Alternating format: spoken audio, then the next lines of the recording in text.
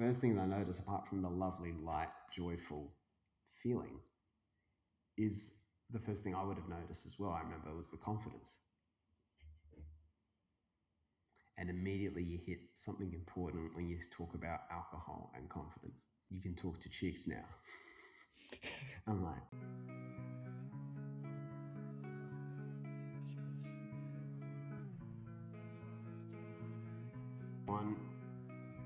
Okay, mate, we are live. Oh, welcome back. Welcome back. Don't judge the, we're talking about the headset earphone troubles. That's Yeah, why. you've already got one mic. I don't know. Well, look, I don't know if that looks better up or down. I don't think people can take this seriously. But these are the things we have to do. We have to adjust in the moment. You have backup processes by the looks of it. So if your mic fails. Yeah, so this is a sign of my dedication. I'm going to look like an absolute noob to deliver important messages. And it's been a minute. We must acknowledge that. It's been a long. We've obviously seen each other in the time between last. Yes. Things, just so people know we have a what they call an offline relationship. But yeah, cadence has been temperamental. But look, we're here. We're going to talk about some stuff. We're going to try and see if any gems of wisdom arise and filter their way out. But if they don't, then I always say the nobility is in the attempt, as long as we give it a good shot. What do you say, Luke? Are you with me? I'm with you. Cheers, my friend. Cheers. I've got coffee as well. Two average blokes talking about anything but politics. Here we go. Oh, yeah. Especially not at the moment. Especially not at the moment. I genuinely do always... Someone asked me back in the day, one of our schoolmates, when I first started the podcast, asked me if I was going to start talking about stuff that was, more not contemporary, but current, like current events and things like that. Probably with the view that, like, that's going to gauge more interest and stuff like that. But I've always not only not had as much interest in current news events like as most people, but also I just find that it's the long-term stuff that's going to be relevant in 5 years, 10 years. The conversations you have now, you could have the same one in about 20 years' time, and some of the details would have changed, but I just find those things are the much more valuable things to explore as well, for that reason. And I just think you got to hit the long term stuff, and maybe the short term stuff gets better. I don't know. But today's topic is definitely pertinent for that. It's definitely a long term thing. We were tossing up a few, and we were going to explore a bit to do with alcohol and alcohol culture and drinking culture today. Which is, we danced around a bit because it's a sensitive one. Because we know that, Luke's sweaty, not just because he had to turn the AC off for the recording. He's sweaty for a number of reasons. And this has fascinated me for such a long time. As someone who grew up in a family that's not very drinking focused at all, but inside a society that is very drinking focused. And like it's one of those things that you might just take for granted as being part of our way of life. Obviously, it's been part of most societies, right, that I can think of, going back a long way. I've gone to the mountains of Nepal and they have a drink. I've been to the villages in Lebanon and they have a thing called ara. And they treat, when you get sick, you're supposed to have a nip of scotch. Yeah, every culture seems to have their kind of home brewed or little alcohol. But you can also just so easily see a way of life without it, or without heavily relying on it. And it's just so interesting that it's so ingrained. And it's so ingrained. I always used to say, whoever has done the PR for alcohol, it's the best PR campaign of all time. Well, not the best PR campaign, but I mean, it's just part of everything. Like you have a baptism, people are having a drink. You catch up with the mates for dinner, people are having a drink. Birthdays, people are having a drink. 21st in our part of the world, you always have a bar tab. That's the premise of the whole 21st. The whole 21st is essentially the bar tab. It's confusing if there's no bar tab. There's not many that didn't. So weddings, all that, toasts, it's like it is there. Like everywhere you look, every occasion really revolves around. Not really, but often revolves around a drink. And I don't want to come across as too soppy, boring losers who we're not going to tell anyone. Speak for yourself. Yeah, I said don't want to come across that way.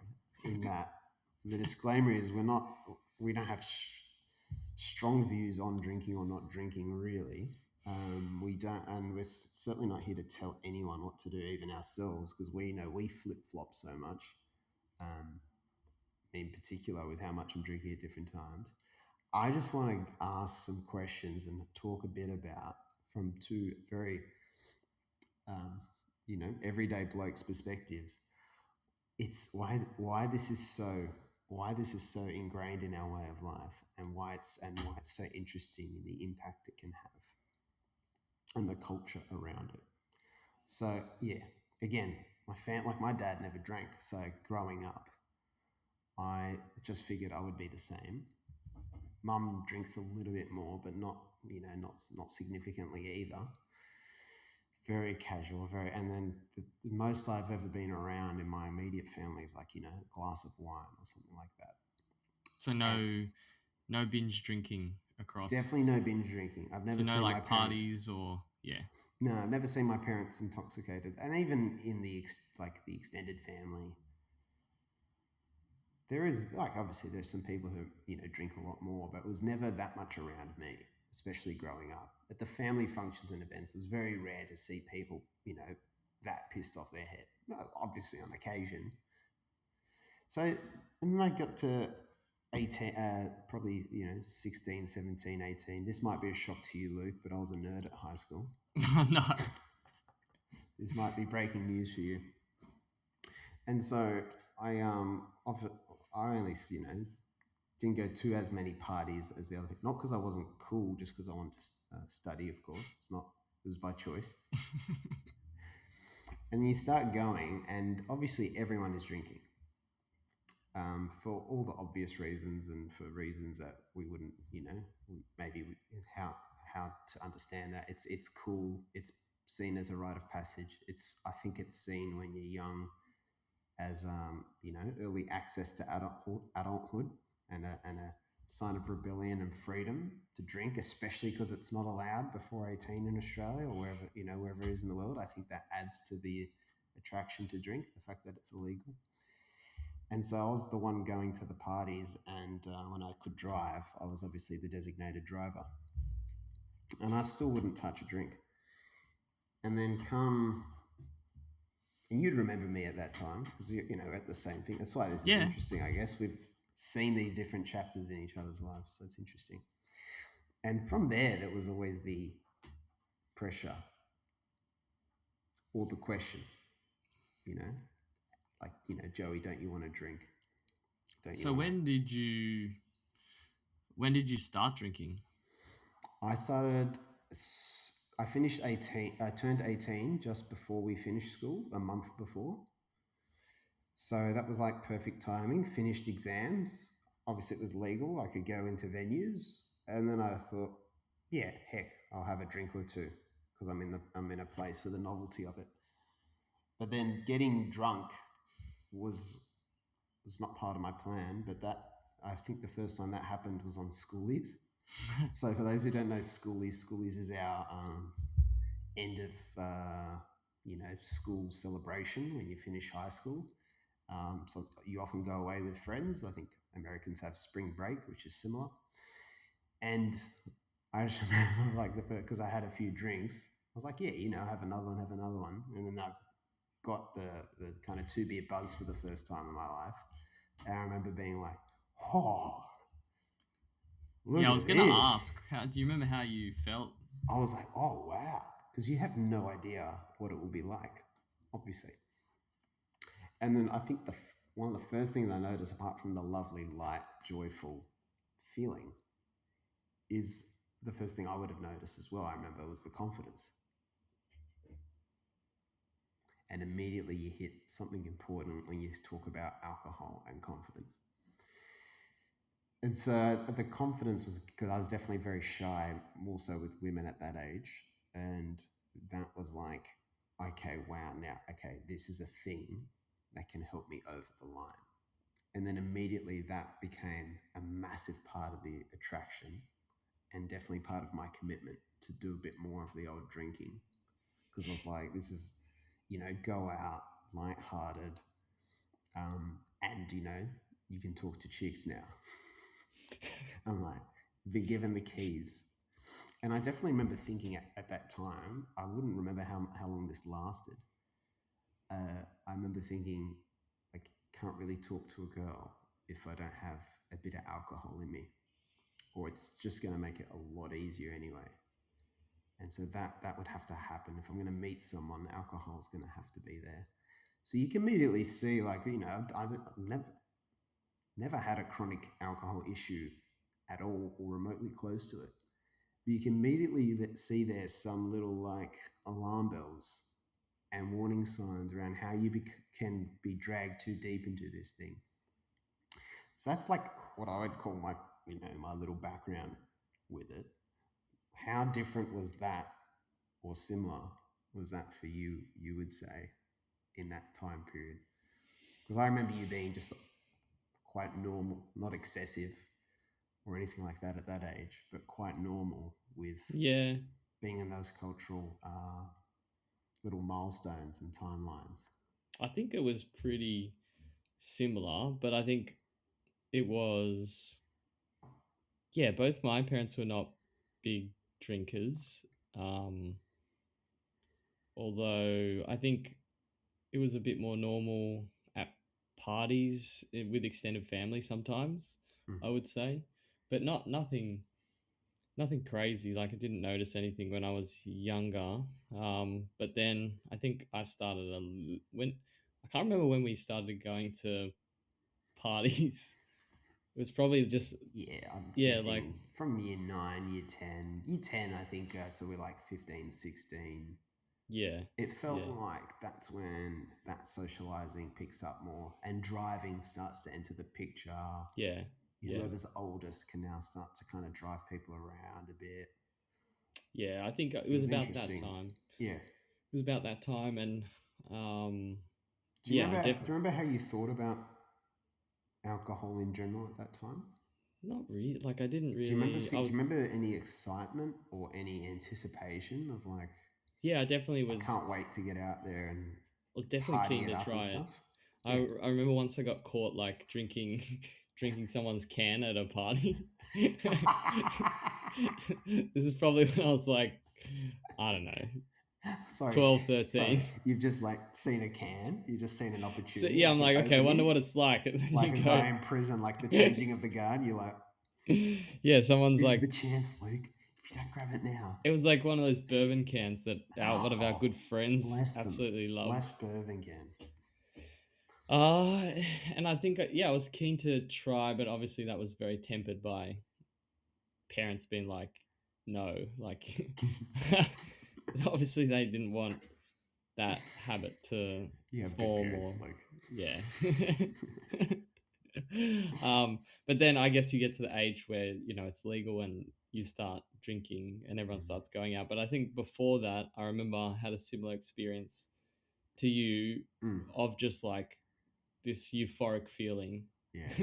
And I think it hits well with with me. Like I think I've had a bit more of an issue with binging over the That's course. brave of you to say. Yeah. So I think, I don't know, it just, yeah, it makes, I think for the first time, or like it just enabled a bit more confidence.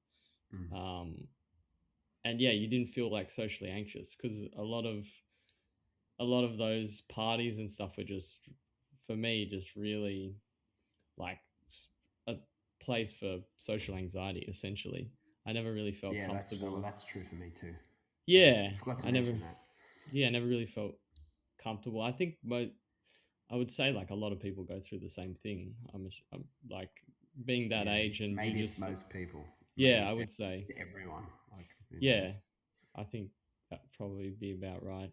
Um, but yeah, it just gave a bit of confidence and like enabled a lot of fun and like just joking, and yeah, it felt really good, I would say.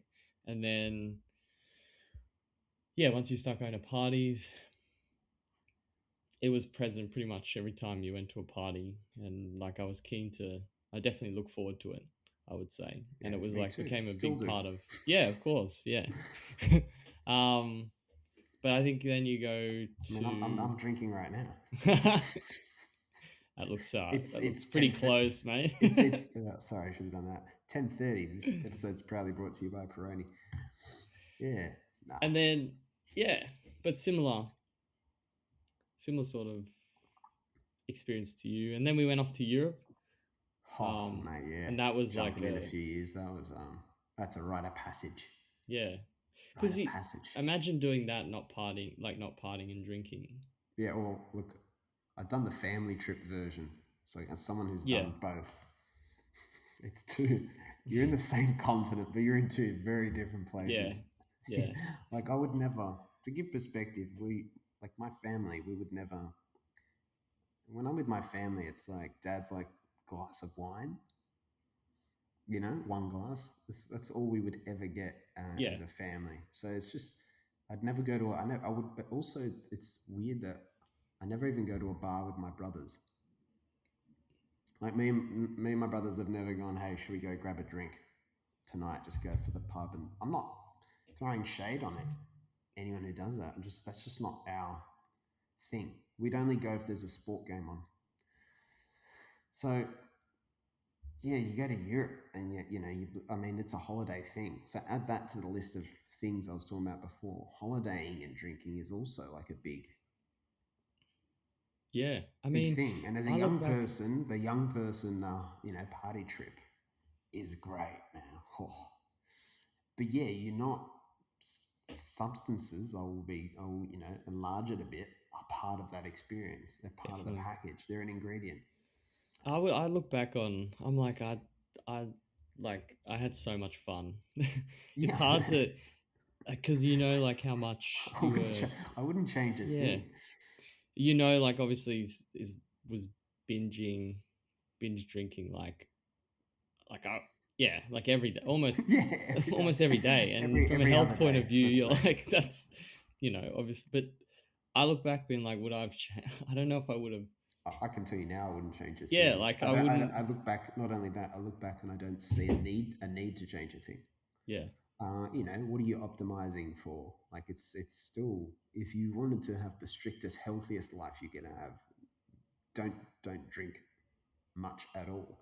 But if you're talking about a balanced experience and you can handle it, then yeah, have your fun is always been my you're perspective. 21. Yeah, Yeah, look, and my dad. It's very interesting to hear people's reasons for not drinking.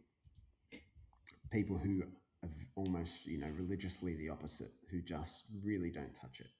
And we have a close friend who's an older gentleman who talks about why he's never drunk, and it's because of abuse, alcohol abuse inside his family. That's a totally different reality. I could never imagine that kind of um, chaos. My dad personally, who's got a very defined stance that he doesn't really want to drink, he talks about control. So he doesn't have anything like that.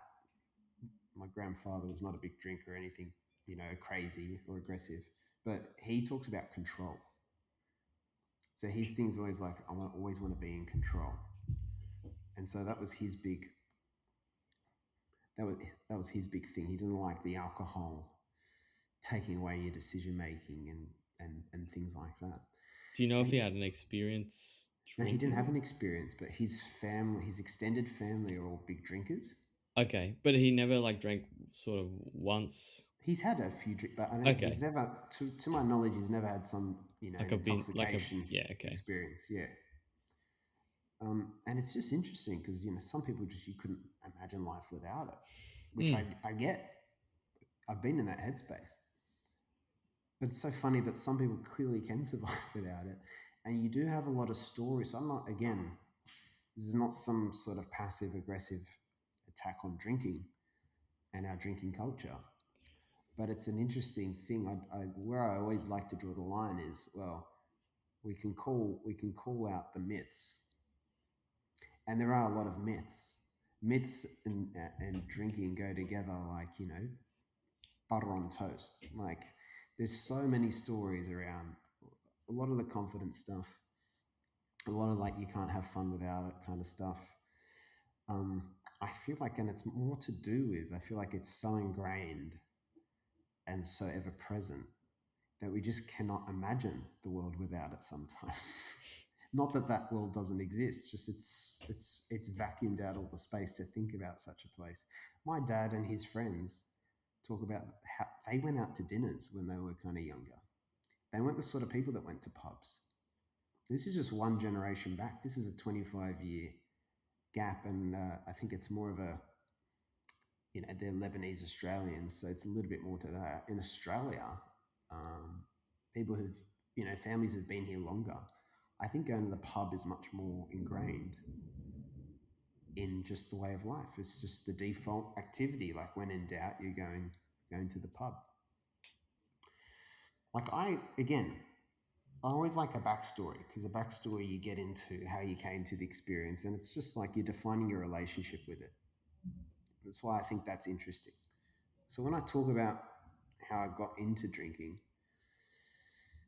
it wasn't really by default. So again, what's a bit funny about me to most people when it comes to drinking is that I'm not as often going to the pub and having one or two drinks with them for a casual dinner. And so, I'm often the one being asked, Weebs, come on, just one? Just one? And I used to say, no, why do I want to have one? I'm either having zero or I'm having, 10 Yeah. or 20. Not that that's how black and white it's been, but normally that's the headspace in. It's like, oh, tonight's an occasion where we're letting our hair down, and a bit of Dutch courage and social lubricant is on the menu. Other times I'm like, well, I'm just going to go sit with some friends and talk. Well, I don't really care about having one or two beers. And I think the other thing that's always kept the reins on it for me is that um, is the money side of things. It's very expensive. It's expensive. It's not as expensive as other habits, as there are some other habits that cost more, which we're probably not going to get into today. You could do very interesting conversation on that stuff. But it's like anything where it's got a knock-on effect. So obviously you got the cost of whatever a drink is. It's not necessarily the end of the world, but obviously you're often not driving, and so you're getting Ubers and stuff like that, and obviously you kind of go out, you spend more money. Whereas I've always found it like, if the value's not there, I'd rather save a bit of money and not, just splurge for the sake of it, because it can get very routine. And the routine really kind of ingrains it. There was a period though, because I thought about this in the lead up, and I don't know about you, but I remember a time when I was like, I think the only time in my life I kind of been hanging for a drink. And I think it was, apart from, this gets into a deeper theory, right? That when you're not kind of having the best time of things, and you're caught up maybe in the grind of, a bit of everyday life, alcohol and other escapism kind of substances or experiences just really become so much more attractive. And when I talked to you before we started recording about the Louis Theroux thing on drinking he did, talking to a couple of alcoholics in London.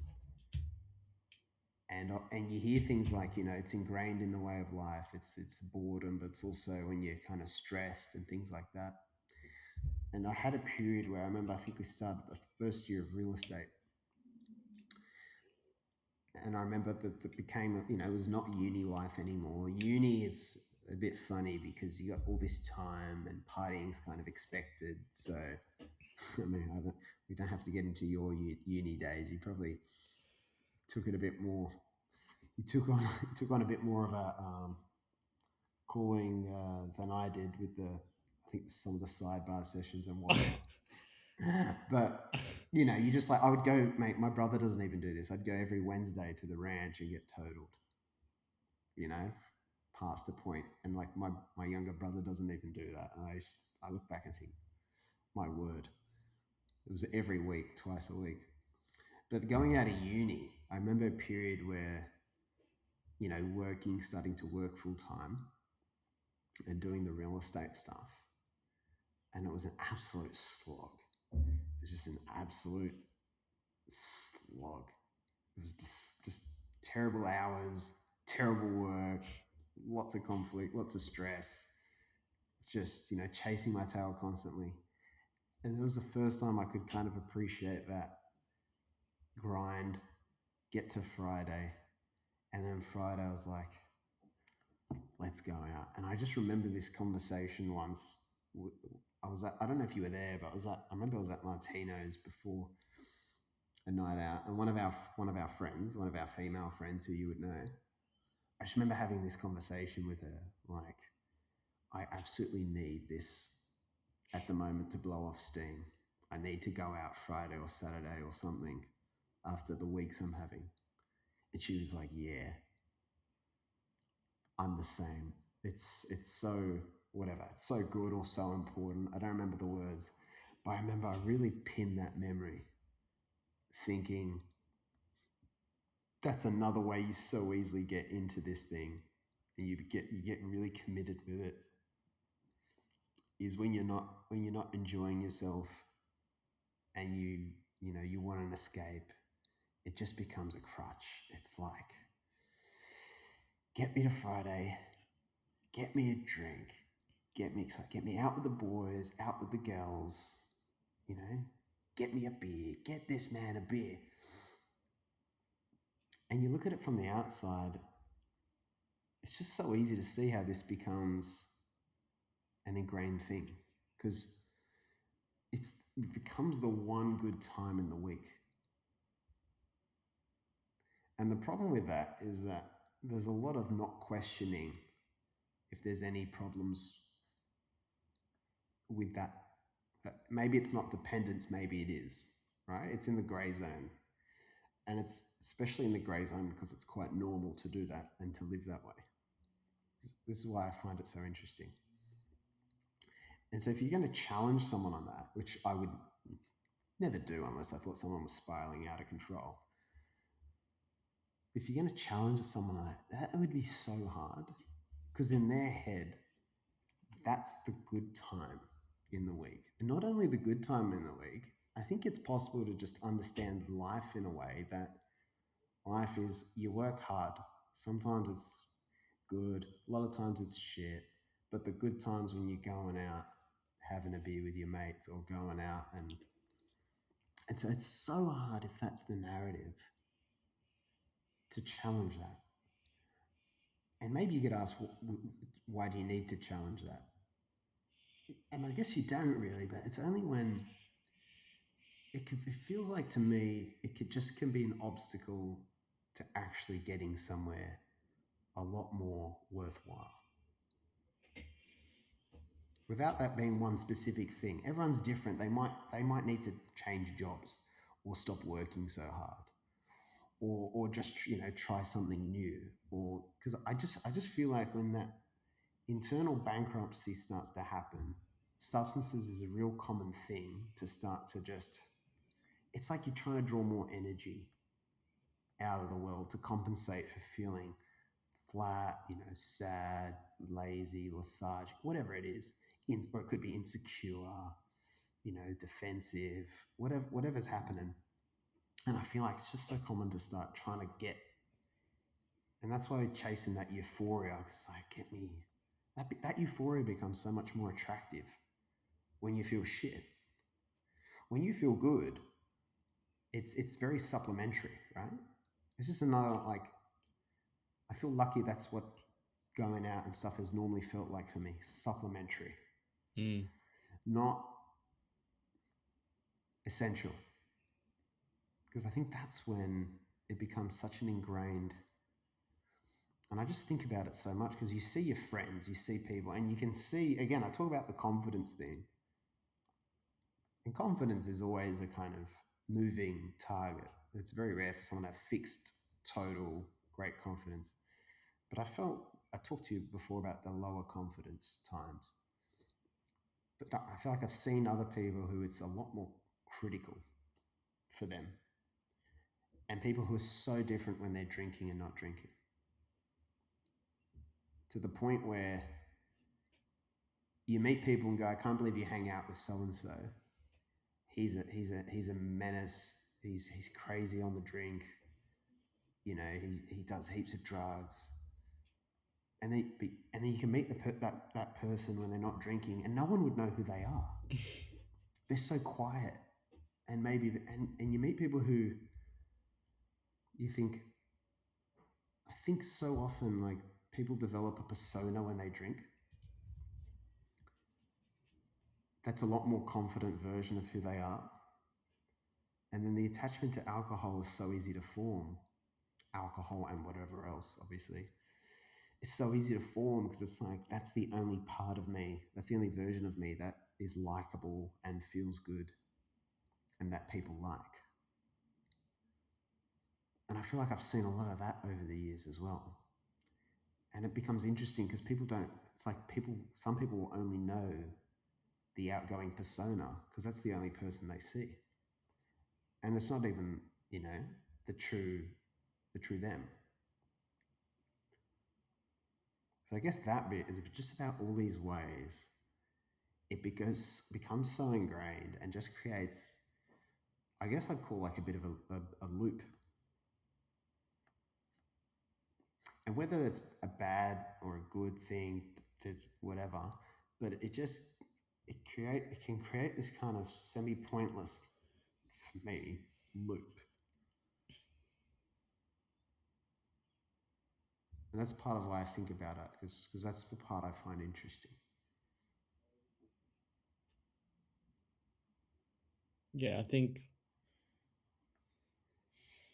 I've had a lot of different perspectives Which is of good. my own drinking over the years, which is interesting because I feel like I will like take one position on it, Mm. but it really just depended on what's going on in my life at the time and how I think it's affecting things. How you think drinking's affecting things? Yeah, like how it's affecting Mm. what I'm trying to do at the time. Yep. And I go through waves. Any examples? Um, Running or something like that? yeah, maybe running. Running's a big one because yeah, as you know, um, like was running quite a bit for quite a while, and I think the running was like a transition away from too much partying into something a little bit that would anchor you to not be able to drink as much. Although I still did when I was running, party, and it was just less frequent. But yeah, it's a tough one because on one hand, when you go out, or for me, like if I go out to a party or to a wedding or any of those events where you're or going to sort of have quite a few drinks, like it is very fun. Like that's not, and you feel connected, you know, to your friends, and it's just a good, like it's just fun. It's just a good time. That's my experience at least. I don't That's really a great bit for an ad for a drink. for a drink. It's just fun. Look, it just is I'm right fun. there. That's again the Um, thing. I'm not but then the next day, the next 2 days, the next day. the next 3 days, sometimes. Look, we don't have to talk about the next day. We can keep going with the idea that it's just in the moment. Yeah, it's a it's just a There's no game. consequence. There's no downside. It's just trade offs. I had a yeah, I had a I would say that my my drinking's been a bit more problematic, and I guess Fair, brave again, brave. you can how do you categorize? I guess you can categorize that by well, health impacts like drinking, binge drinking quite a lot, and being very sick the next day or 2 days. Hmm. But then also just mental health impacts as well. Like, Mm. use the next few days, you're kind of like, I don't know, it feels like it takes a while to get back to that baseline and like feeling like level again. Um, That's and also, interesting. Without yeah, without without prying too much at any point, just you know, don't want to go into it. That's fine. If you don't want to get into it, it's fine. But I'm very curious when you mention mental health. Is just like bad mood bad mood after a and blowout. like just being like, oh, wow, I got to stop doing this. Like you So go into self like a, recrimination. yeah, you go into like a Okay. negative, Yeah. ah, you know, So you're um, kind of you've had times where you're kind of scolding yourself in a way yeah, for the drink.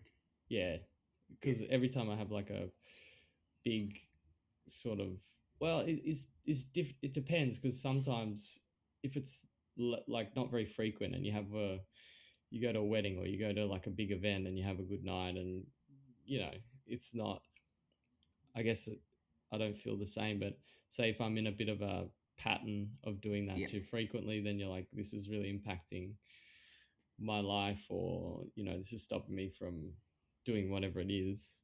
So I think it's just dependent.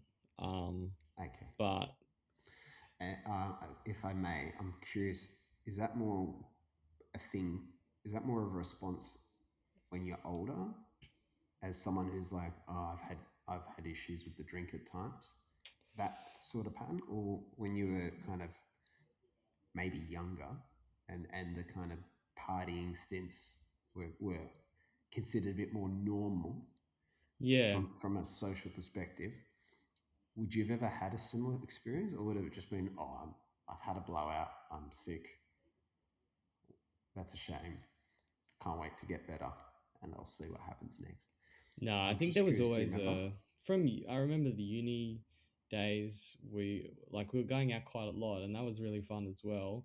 But I think I probably didn't do as well at uni, or like I definitely Yeah, sacrificed marks or doing better to partying, which, which you might know, not be a bad choice. a lot I didn't regret, but a lot, sometimes there's just the undertone of like, oh, I shouldn't be doing, like, I should just be taking it a lot easier than what I am. Or Mm, I think I tend to go into more of a negative spiral afterwards, and it takes mm, me a little bit to get back to um, baseline. mm. And I think as you get a bit older, um, yeah, the frequency has to drop quite a bit. Otherwise, Just practically speaking, a lot of people it yeah, would yeah, it yeah, because I say a lot of people it might not drop at all. yeah, yeah. It, Well, the partying, right? But we're talking about partying. We're talking about drinking. I think the partying will go down. But I think I would guess for a lot of people in our kind of contemporary situation, the drinking might not go down on an average week to week basis. Again, I'm not going to say how dare they. It's just yeah, whatever it is, it is. yeah. I think got to look at it from I think because I had an incident where, like, at a Christmas party, I got really drunk and didn't remember, and a bunch of different, yeah, like, I just took me quite a while to recover. Yeah, I And then remember. I Yeah, had a year, like a full year off drinking, that's right. and that was good. Um, it's funny you don't remember you don't remember how you were feeling, even having a whole year off.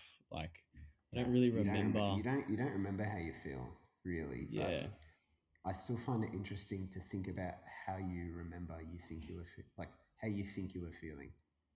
yeah. I think I was Like feeling because it pretty. just that becomes all we have is how you remember Yeah, and have painted the information. I think that's still interesting, but that is all you get. You don't know, but the feelings are so important with this stuff.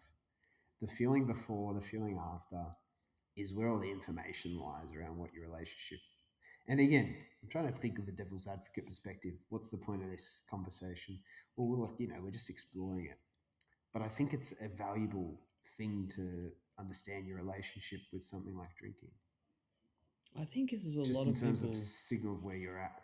in, like, I don't know. It really just depends on where that person's at and how it's affecting like their broader life, how it's affecting their mental health overall. I don't know what other people. like whether or not people like go out and they have a great time and it doesn't really impact them, or it's just a part of it's like just a part of what they do during the week. Yep. I don't really see anything. um I can have opinions on that based on what I'm going through, but not that doesn't really, like, it might not really be negatively impacting No, no, people not or even. like, so yeah. um but I've sort of gone through periods where I've been like, all right, I'm not drinking anymore. Yeah, yeah, yeah. Like I do that all the time where I'm like, and then I'm like, if I'm really, if I'm going through this like frequently, like, is it a problem? Like, I think it's a problem. But then, like, for example, I haven't drank for maybe like over 30 days. Mhm. And it's been good. But the reason I did the most recent one is I'm still doing a bit of a study. I think I've talked about this in the podcast like years ago, but Mm. I got to a point where like I'm actually trying to go in a slightly different direction at work, and I want to Mm. do a bit of study in the mornings, and I felt like it was really affecting my my brain, like, Interesting. I don't know. And I was like, and I was like not remembering things. But this is like immediately after, say, the next Mm. 2 days. Mm. And I'm like, what is this doing to my brain? And then I'm like freaking out. So I go through like Mini crisis, yeah. various, yeah, Yeah, mini yeah, yeah. Oh, crises. crisis is a strong word. I don't want to put that on your experience, but I get what you're saying, yeah. Yeah. But I think Alarm bells go off. my partner knows how dramatic I get around. But you obviously, I'm sure you even have a perspective on why you are dramatic about it. No? Why do you think you are that way? I think it's just an emotional response to, like, it takes a pretty big hit on my health, I feel like, I don't know, and I like feel like it throws out the next few days, and then I just feel negative about that. um yeah. Yeah, but why do you feel like you take the absolute positions that you feel strongly about them and you feel like they change a lot? Well, as in, why then I go back, or I'm not. Not why you go back, why you have the strong why you'll have the strong thing like not doing this. I don't, Not I doing don't this know. anymore. I just feel so crap. Well, that's everyone. That's everyone in Yeah. the moment. Like, oh my god, never drinking again. And Yeah, I then don't know. surely enough, a Oh week yeah, and then later. yeah, that's why I'm saying, like, you go, But you're because, talking about it in a bit more. You're talking about like a commitment that's a bit more serious at times. well, I Because feel like in my ideal head, like, I wouldn't drink frequently, because, yeah, but okay. I would just, Now we're getting somewhere. It's yeah, about your ideal self. yeah, like, I would just be Yeah, more focused on work, yeah, try and be a bit more like, if I go to social things, not rely on it as much, and yeah, just sort of, have a normal conversation, um, and then like not feel crappy the next day, yeah, so that I can keep moving things forward that I want to move forward in my life, yeah. really, particularly as it changes with, you know, Well, yeah. that's yeah. You're turning on lights for me because I guess it comes back to some normal human stuff, right? Where we have a version of ourselves that at any one time we're trying to feed and materialize in the world. And part of that is having things you value. And you're talking about prioritizing. There's a hierarchy of things you value more than the drinking per se. And so it kind of has to fit in with that. It doesn't have to be totally out of there. Because the reason I keep prying is because I feel like the strong reactions to stuff is usually about protecting. And so, like, a very common thing is to overcorrect, right? Like, take an absolute, abstinence. And the Bible was like, if your left hand causes you to sin, cut it off, kind of vibe. Yeah. You understand? It's like, well, don't actually cut your hand off, but do anything but if you're really having a problem. But I always thought the problem with that is like you're not really solving core issues. But absolute stances are very powerful, especially for a period of time, to help you give you the space, I think. Yeah. Because the reason it seems to me, not an alcohol expert, seems to me why, like any other addiction, people struggle with so much with relapse is when the only friends you have meet at pubs and every event has drinks. And you're so often, just to have a basic life, you're so often going and interacting in all those places. So if you're going to be in all those places and not get tempted back in, which is so easy to do, so easy to, you have to have some sort of really strong resistance. Really strong resistance is powerful if you're going to be in the environments where the kind of temptations are. But I think ultimately it comes back to, like, viewing how you view yourself. And in that Louis Theroux documentary I was talking about, a lot of the people from the parts I watched who are struggling with this addiction seem to have like really bad events in their lives that bring them to alcohol, bad upbringings, and traumatic life events trigger a spiral and relapse. But also, like, they get to a point where there's just like a lack of other things that they value Mm. in their life. That's obvious because a lot of people know that, but it's good to keep in mind. Because the other thing I think about a lot, obviously people can be very different on the drink. Like, I know you on the drink, you know me on the drink, and you're not a violent guy.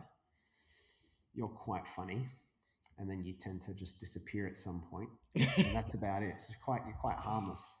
And I think I'm the same. I Yeah, you're don't the remember same. too many times I've had to apologize for stuff I've done. I'm normally just a very uh, you know exuberant, kind of euphoric, joyful character. Thankfully, some I people, some people, very different. They're aggressive, or they're obnoxious, or they're whatever. I will say that's been one thing that like makes it harder to stop is that it's not having a Like I was talking about like an before. impact on your relationships. Yeah, sometimes it creates the moments that you become known for and celebrated for, Yeah. making it very hard if you're relying on that, to feel good about yourself. If you're relying on that, again, very hard to just drop a drink. But the other thing I wanted to get into, which I've never ever heard people talk about, is the kind of alcohol alter egos. I think are very meaningful. I don't think they're random. And I always think alcohol and money have this in common, that they'll bring out deeper parts of your character and they'll amplify them. I've thought that for a very long time, that they bring out things in you, and you may have them under wraps or totally hidden in your everyday life. And good or bad stuff, right? Like, it can be demons, you know. Mhm. But again, like, money is a good parallel example. Like, people who are really, really good at core, given a lot of money, often have very generous reflexes with it. Well, I've got more money than I need. Maybe I'll give it away. People who may be more power hungry, like, oh, I've got a lot of money. I'm going to buy a newspaper and get some media influence. You just go all these different ways. And so I've always thought the alcohol thing is really interesting to see. If you see what you're like when you're drinking more, it might be a sign into your, what's deeper in you and unresolved. But the other thing at the same time, while I talk about what I'm like, can be a lot more joyful, and I dance a lot more, and you've seen all this stuff. But the other thing I find perplexing is some of the dark places you get when you drink. And I don't think I'm someone who has more than average. I'd say I'm quite normal in terms of mental health things and all that. Obviously, we all go through stuff. We all got stuff. But the ability to, like, I felt the best I've ever felt probably while drinking, but I've also felt the worst I've ever felt. And it's crazy sometimes, like, the voids it can pull you into as well. And I always feel like these must just be things that are in me anyway, that it's like, it's not that they wouldn't exist if it weren't for the alcohol, but you might never even get there. But I also find it interesting that it can just really exacerbate negative loops you might have, but just really make it so much more intense. And it's because it's always been funny to me that it's like it's an escape thing so often, alcohol, right? Because that's never been my reflex. Apart from the working kind of hard work time example, that's the only time. Apart from that, I've never been like, oh, I feel bad, I want to drink. it's never been my go-to, and I've never understood. Like, obviously, I appreciate why it is, but it just seems also like such a dwelling thing. Like, I feel like it pulls you into the misery.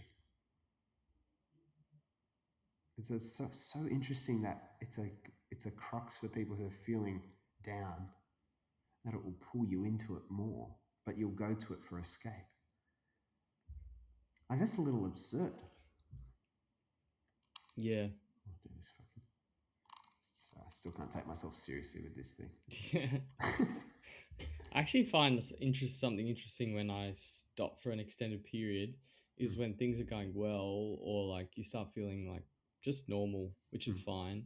I don't know, I feel like it's not scary, but weird that you'll never like hit that high again, like that, like, and you sort of miss it you definitely miss it in a way. And Yeah, it's like yeah, getting used to that being a baseline, or getting used to every social interaction being a little like just normal, or like yeah,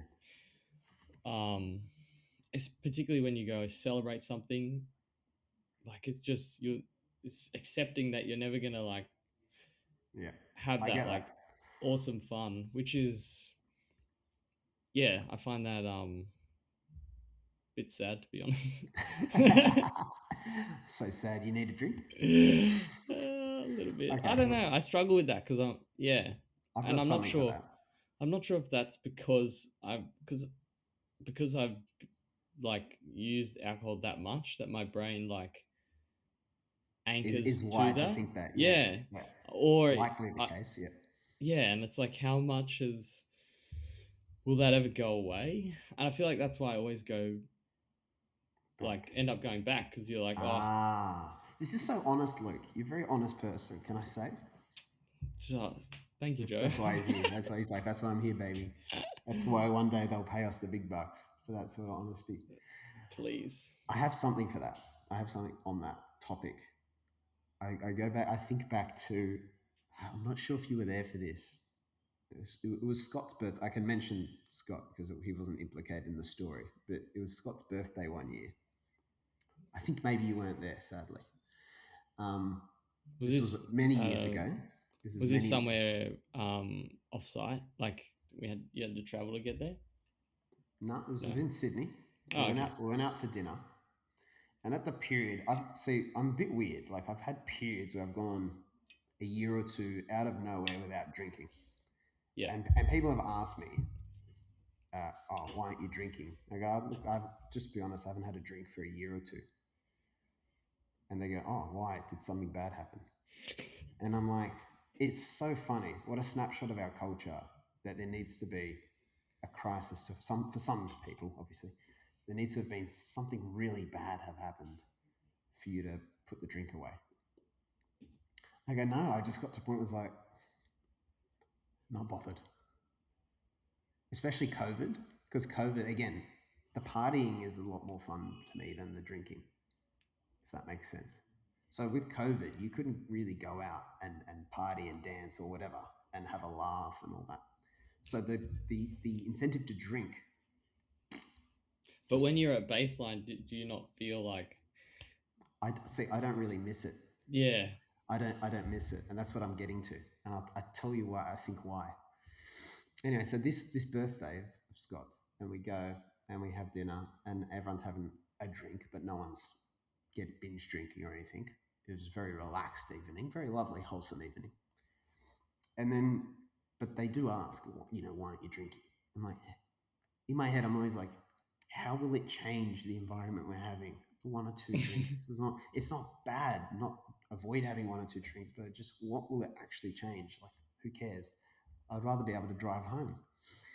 And so someone there was really like, not an aggressive way, but just really honing in on me, doubling down. yeah, it's like fixated. Actually, this person told the story on your podcast once. This story. Um, so they're doubling down. They're going, "Why don't you drink?" or whatever.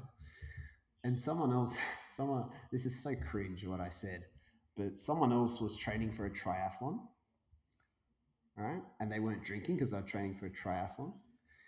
And then, I think Scotty or someone said to me, "Oh, but Joe, you're not drinking now, but look at all like the funny memories we have from karaoke nights to Wollongong trips to, Europe trips. Look at all the funny memories you have, with drinking. Like drinking is, and I love the advocating for the drinking. Like it's like it needs advocates. It's everywhere. But anyway, I'm like, yeah, like I had that time, and that was great. There's no regrets. But I'm not constantly in that space of chasing experiences. Like you just kind of let them come. Like I don't do everything I did back in the uni days now because things just move and shift and different, and you get different meaning from different places.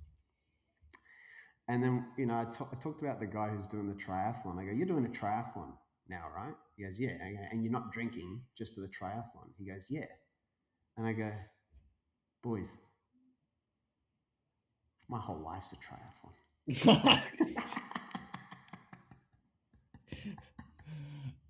I wonder, that probably wasn't very well received, I imagine. No, they laughed. Okay. They loved it, and that's what made it was. I was just say it was Robbie because it's nothing. Oh, yeah. He told the story on your podcast. I remember, and he stopped drinking for a while after that, and then went back to it. Obviously, because Oh, it's not a strong yeah. reason not to. That's right. But you know what's funny? I really don't identify with that sentiment anymore.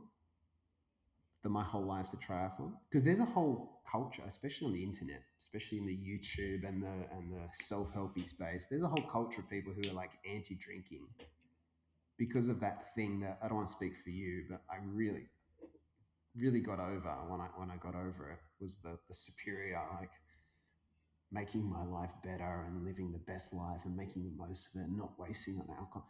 To those people, I almost want to say, mate, can you just pull your finger out and just have a drink? Can Yeah. you just I get think over that's kind of yourself a was bit? my reluctance to talk about the topic, because it's like, Yeah, but I'll call that yeah. out because I just think that's good luck to them that they think highly of us. But that whole my life's a triathlon thing, I look back and laugh and go, Jesus Christ, shut up, Joe.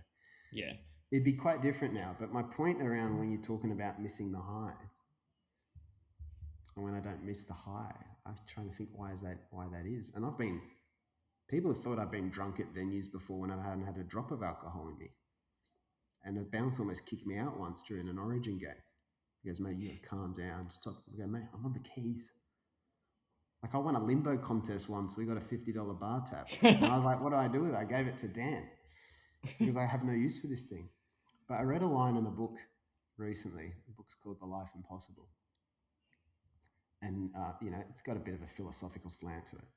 And the lady was talking about like death. And she goes, it was like something about, it's a nice thing, nice way to think about death. Not like getting to a point where you wish oh, I want to go back and do it again. I wish I could be young again and all that. But more a way of like a party that's ended, where you loved every moment of it, but you don't want any more of it at the same time. You're ready to go home and go to bed. Like that's a great party. And there's a feeling, and I was like, yeah, that's a great way of putting it. Getting to a point where like I had my fun, I had the experience. I want bed now. I want to move away. And so I think, I think so often we're trying to preserve, and I see that a lot at this life stage, early 30s, people marrying, settling down as well. And you can see them trying to hold on to the highs of youth, being dragged by their nails. And I see people doing some really weird, crazy stuff, sometimes crazier than they would have done 10 years ago. And you can just see the clinging, the holding on. And I think sometimes we're just holding on to a version of ourselves as part of it. Yeah. Yeah. Like we're holding on to the fun person I was when I went out and did that stuff and that stuff and that stuff. I think mine can be more of a visceral, like, not addiction, but like, it's like Yes. it's not a thought around. Look, definitely. Yeah, it's not like, I wouldn't know. yeah, it's more like you want to have that fun or like that. Yeah, it's like a, Yes. The only thing I'd say is sometimes even that, when it's that visceral, I think can still be linked to something like holding on to something else, Yeah. and it just doesn't show up. I'm not trying to say that's what happens to you. I think also it's just natural, you know, to like certain things and certain experiences and certain highs, and to miss them. I think is, also just part of life and nothing to be solved. But I always just find it interesting to think about the possibilities and the theories. Yeah, I think Brie said, like my partner said, I think you're just gonna have to deal with the fact that that's always gonna be there, like, or it may always Exactly. be there, and just that's just gonna have to be normal, like, and something you manage if you don't want to, or Yeah. um if you want to go back to drinking, that's also okay, as long as Yeah. you're not um it's not too destructive, really. Yeah. So I don't know. I think everyone's brains are little, obviously a bit different, because you don't Yeah. seem to have that. Like you can control yourself It seems pretty. like it. Yeah, like Not you. always. Yeah, I don't know. Things do spiral every now and then, but not in a Hmm. destructive. Well, yeah, not in a long-term destructive way. But I still think so much of it is how I came to alcohol and the initial terms. Not that you would ever want to agonize over that, because you can't change how you came to something. But like, I had the same conversation with someone about coffee once. Talked to someone who went off coffee, and they're saying how much better it made everything, like productivity and all that. And I was like, yeah, I don't really find that. But also, I didn't start drinking coffee for productivity. I drank it because I was at meetings, and that's just Wait, everyone asks you for sorry. coffee. Did you Yeah. quit coffee? No, I never quit coffee, but I Okay. never notice if when I'm sick or something, I just don't have coffee for a few days, right? And I've never noticed a difference. I would start having panic attacks. Look, I gave up drinking for 2 years. There's no way I'm giving up I'm not coffee giving for up like. I'd coffee. never give up coffee for more than like 2 or 3 days. It's just not No way. not an option. Maybe No that could be our way. next episode. I love The coffee. real addiction, the whole thing's just But like, it's funny, I don't feel bad about like having coffee or like, no, you would, yeah. Well, yeah, like, again, I don't know if there's anything to feel bad about, but you could yeah. also point that it does some serious whack things to your body. But as you and I talk about, you gotta be unless you're someone who's having massive health, um, you know, issues. I think draw a line somewhere. Like, you could torture yourself over and over about how bad alcohol is for your body, and coffee. Like, sure, if you're having issues and you got something to manage, like, I think I'm still playing soccer and stuff because I haven't drunk as much as some of our mates. I'm guessing it must be part of a reason, because a lot of them, they feel their bodies are just been breaking down. I don't feel that way at all. Maybe not drinking quite as much. I still drank heaps, by the way, in my 20s, but maybe not drinking as much has been a factor. I don't know, but it's when it comes to that, it's like, yeah, that's why I say coffee's my poison. And the reason why sometimes people have asked me why I'm not into other stuff, the extras above and beyond alcohol, I always say alcohol's bad enough. Like, why are you trying to pull me into that shit? Yeah. I mean, I feel divided enough over this. I'm back and forth. But look, we could go on and on and on. But I just think it's a very interesting, and I know, brave of you to talk about your experience with it, because I think that is helpful. I don't know if anyone will ever listen to this, but you know, I think it's a good thing to not persecute and condemn, but I really think it's good to challenge the culture around it just a little, just a little, because it has a bit of a religious devotion to it that I think is a little unearned, and Yeah. especially in Australian society. That's another whole thing we could have gone into, is cultural differences with drinking, but I Maybe think we if draw the line you somewhere. don't But want to drink, that's okay. If you want to drink, that's okay. I think wow, what a take-home message. I think You fence sitter, you it would be bastard. nice. No, it would be nice if you went out and you were like, "Oh, I'm not drinking," that you wouldn't have to like hide it, or I don't know. Well, I sometimes find that you need to have a reason ready because you're going to be Yeah. asked. And I think this is a bit bizarre.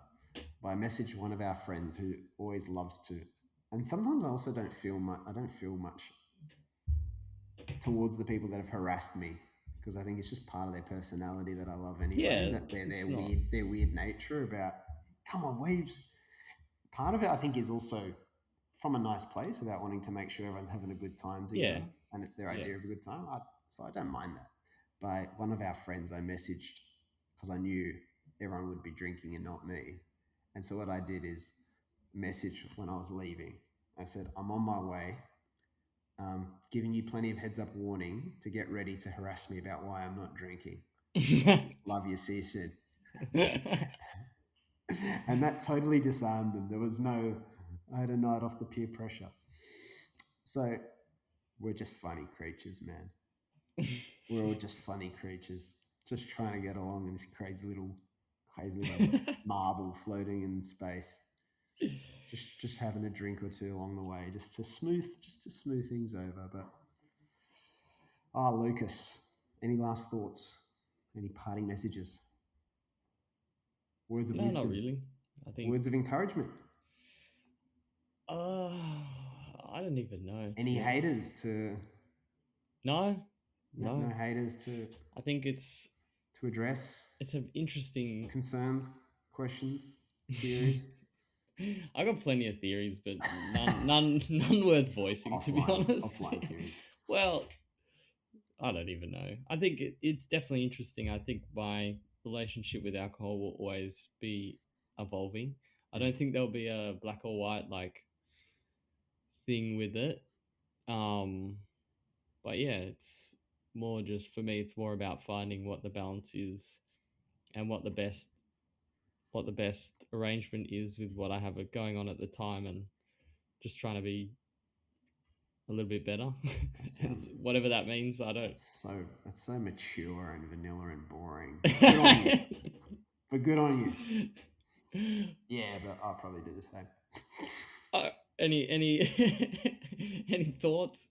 No, that was beautiful. I think I've said my piece. Yeah. Well, it's good to be back on the pod. You know, it's up to 9 months. Yeah. How long has it been? 9 months, maybe. Just so anyone who's still listening knows, there is a world where Luke and I fancy doing this more in a land where rent is free, interest rates are at 1%, and groceries are half price. But so see you in 9 months. see in the not too distant future. But we'll see what happens. We'll see if we can pump out a few more. Yeah. Or not. Screw them. It's good to catch up. They appreciate what they get from us. Yeah, thank you very much, Luke, honestly. Jokes aside, I know this is going to be a tricky topic, and really appreciate you sharing it with me, mate. All good. Hopefully I didn't give too many non-answers or... I think it's pretty good. I think it's pretty good. No pleading the fifth. Okay. All right. Lots of love to everyone out there. Stay humble and keep opening doors. Bye. Thanks, Joe.